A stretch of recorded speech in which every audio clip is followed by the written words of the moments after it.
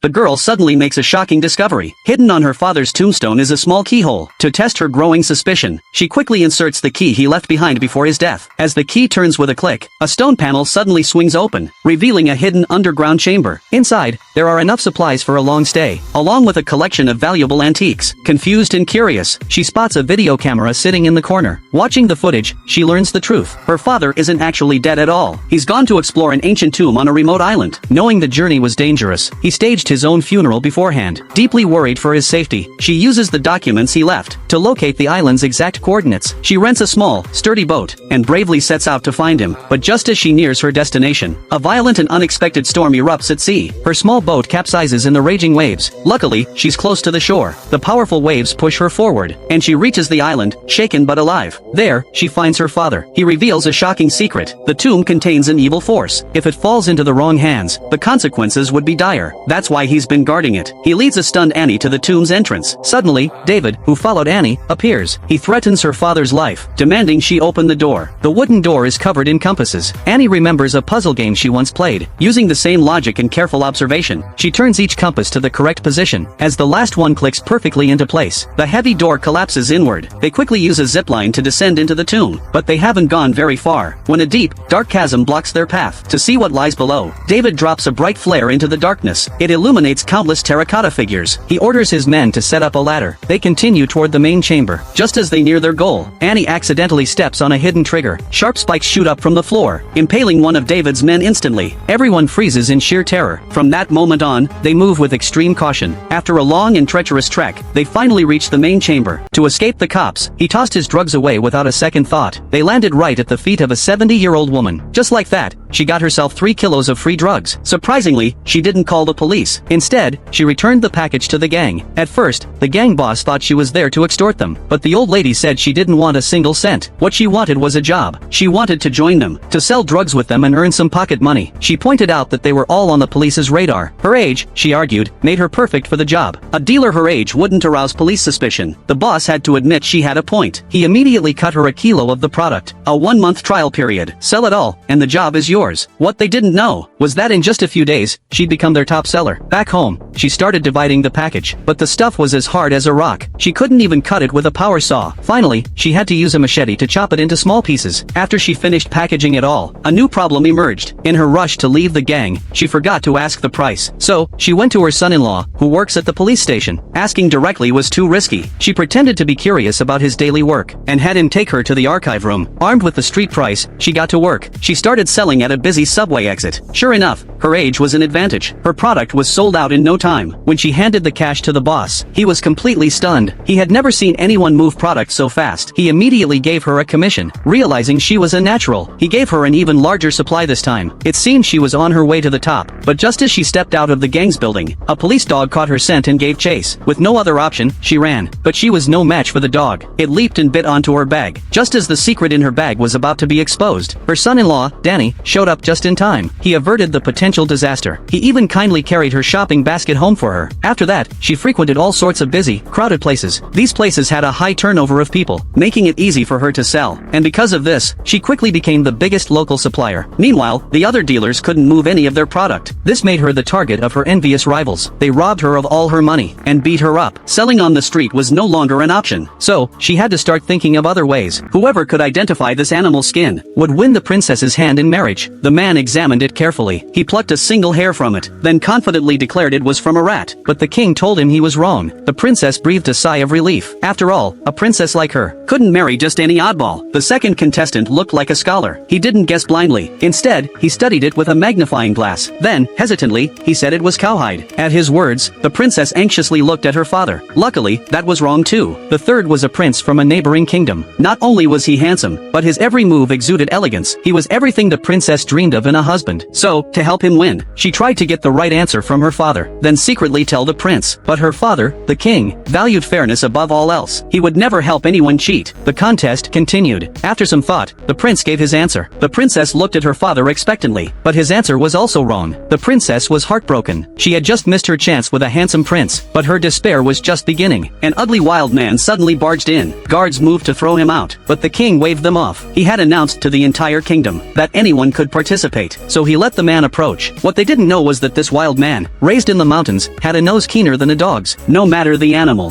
one sniff was all it took to identify it. The king's smile froze. The wild man was right. But where could such a huge skin come from? The answer lay 6 months earlier. During a court ball, the princess was playing music. A flea suddenly jumped from the king's sleeve. Watching it hop around on his palm, the king was utterly delighted. He even ignored his daughter's performance. He hurried back to his chambers to study the flea. In the days that followed, the king would prick his finger daily, feeding the flea his own blood. When it was full, he would carefully put it back in its box. But the flea grew at an astonishing rate. In just days, it was the size of a bean. Soon, it was strong enough to pull a small cart. The king was overjoyed. He imagined that when it grew bigger, he could travel the world in a flea-drawn carriage. To achieve this grand vision, he started feeding it top-grade steak. Within a month, the flea was as big as a small dog. The king felt a great sense of accomplishment. But the good times didn't last. The flea ate more and more, and with no exercise, it soon developed health problems. The king panicked. He quickly summoned the royal physician. But the physician was stunned speechless by the sight. A little boy casually tossed a stick. Unexpectedly, it accidentally killed his friend. You'd think he'd run for help. Instead, he pushed the body into a crevice. Then he went home, acting like nothing happened. But before long, news of Danny's disappearance spread through town. Everyone, young and old, came out to help, searching everywhere for any sign of him. News reports constantly aired his missing person alert. David, consumed by guilt, couldn't even bear to look at the TV. His unaware mother thought he was just worried for his missing friend. She comforted him, saying everything would be okay. The day after Danny disappeared, police made David their prime suspect. As the very last person known to have seen Danny, they hoped he could provide some useful clues. But after hours of intense questioning, David remained remarkably calm. He even cleverly shifted suspicion to Danny's father, saying he'd killed Danny's beloved dog. He claimed he saw his friend crying over it. And just like that, David avoided suspicion. On the third day of Danny's disappearance, police gathered residents from nearby towns, planning to greatly expand the search area. Conducting a grid search, David secretly followed at the back. Every time they found a clue, David's heart pounded like a hammer. As they got closer to the spot, David became absolutely terrified. Luckily for him, darkness began to fall. For safety reasons, the police decided to send everyone back home and resume the search the next morning. Back at home, David's heart was racing wildly. Unable to bear the torment of fear any longer, he decided to end his own life as a way to atone. He swallowed a large handful of pills, then lay in bed, waiting for death. But before long, his attentive mother noticed something wrong. She quickly got a doctor, who brought him back from the brink. Everyone assumed he tried to kill himself out of grief for his missing friend. In the middle of the night, lightning flashed outside. David woke with a start to a thunderclap. Groggy, he glanced under the bed. The clothes that were there were gone. This discovery panicked him. He quickly rushed downstairs, and there was his mother, sitting on the sofa, quietly mending that very jacket, stitch by stitch. David's heart immediately sank. His mother might know his secret, but in order to protect him, her face showed nothing. David slept for another 10 minutes. The rain outside showed no sign of stopping. He couldn't stay in his room any longer. He ran out of the house in sheer terror. When he opened the door, the sight before him made his blood run cold. Soldiers on patrol in the Pacific suddenly noticed a strange ring of light appearing ahead of the carrier. The captain saw it and knew something was wrong. He immediately ordered everyone to retreat. But right at that critical moment, one of their jets malfunctioned. Everyone rushed to the deck to set up the safety nets. They were focused on recovering the plane. Nobody noticed the carrier drifting toward the light. By the time they realized, it was too late. The carrier was already at the edge. Suddenly, lightning flashed wildly. Bolts struck the ship. All the instruments went dead. A deafening hum filled everyone's ears. Just as they thought they were under attack, everything went silent. They looked around, shaken. The sea around them had completely changed. The captain ordered the radio man to contact the other ships, but there was no response. Then, as they were wondering what to do, radar spotted two planes approaching. The captain sent up a jet to investigate. The pilot climbed in his F-15. He was stunned to see World War II-era planes. The captain's mind raced. He had no idea where they were, unsure if they traveled through time. This strange sea made everyone uneasy. He told the pilot to hold steady and watch the enemy planes. But then the enemy opened fire on civilians. The pilot's blood immediately began to boil with rage. He dove his jet straight toward them, successfully drawing all their fire onto himself. The two Zeros stared at the strange, advanced F-15. They could only watch helplessly as it maneuvered around them. They couldn't catch it at all. The enemy leader was absolutely furious. He opened fire wildly, without any restraint. But the tech gap was too wide. All shots missed. Seeing the enemy's bloodlust, the pilot requested permission to fire back. The captain agreed without hesitation. The pilot engaged the enemy immediately. He easily blew one Zero apart. The other turned to flee, but the pilot wouldn't allow it. One missile sent it sky high. A clean victory. Now the captain understood. They had traveled back in time. Before he could plan his next move, the early warning aircraft sounded. A large enemy fleet was approaching. He had to decide now. Hesitation would cost them. He ordered a full battle alert. All fighters were scrambled. If the enemy made a move, they'd show them what a tech advantage meant. But at that extremely tense moment, the strange storm suddenly reappeared. The captain's heart sank. He knew they were about to travel through time again. Sure enough, the carrier was pulled forward, heading straight toward toward the mysterious light. In an instant, lightning and thunder returned. When everything calmed down, they were back in their own familiar waters. After going through all of that twice, the captain remembered an old saying, "What is meant to be yours, will eventually be yours."